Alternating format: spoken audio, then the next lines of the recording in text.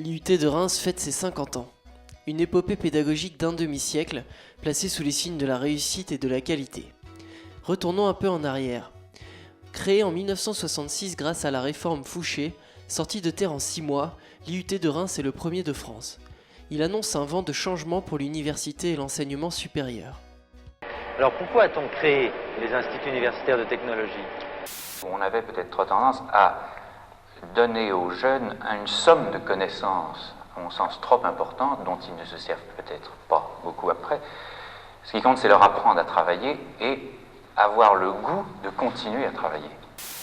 Il s'agissait aussi de démocratiser l'enseignement, c'est-à-dire d'attirer vers cet enseignement de second degré et ensuite vers l'enseignement supérieur le plus possible d'enfants, et en particulier d'enfants du peuple, fils d'ouvriers ou fils de paysans, dont il faut bien dire que jusqu'alors, ils avaient fort peu accès à ces enseignements.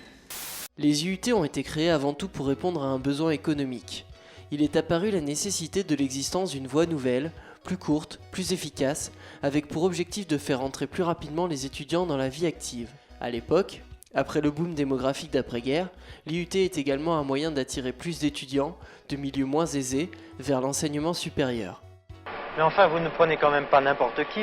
Les IUT sont ouverts à tous ceux qui sont capables d'en suivre l'enseignement avec profit, c'est-à-dire d'atteindre, au bout de leurs 2 années d'études, le niveau souhaité. Aujourd'hui encore, à l'IUT, si on recrute des profils de tous horizons, la sélection est sévère.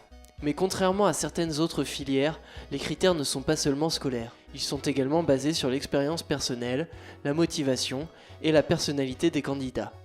Alors qu'est-ce qu'on fait dans un IUT?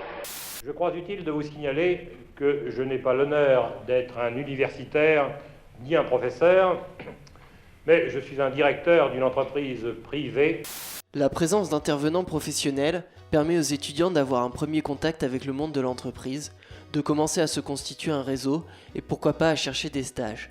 Si la formation se veut toujours professionnalisante, de plus en plus de jeunes veulent continuer leurs études après le DUT, par goût, pour se spécialiser ou tout simplement parce qu'ils ne se sentent pas assez matures. Quand un jeune qui est issu d'un milieu modeste va à l'IUT et qu'il voit qu'il réussit bien, ça lui ouvre des portes pour des poursuites d'études et espérer aller plus haut. Finalement, 50 ans après sa création, l'IUT n'a pas renoncé à sa mission d'ascenseur social avec près de 40% d'étudiants boursiers. Et les formations restent très prisées par les recruteurs, aussi bien lors d'une insertion immédiate qu'après une poursuite d'études.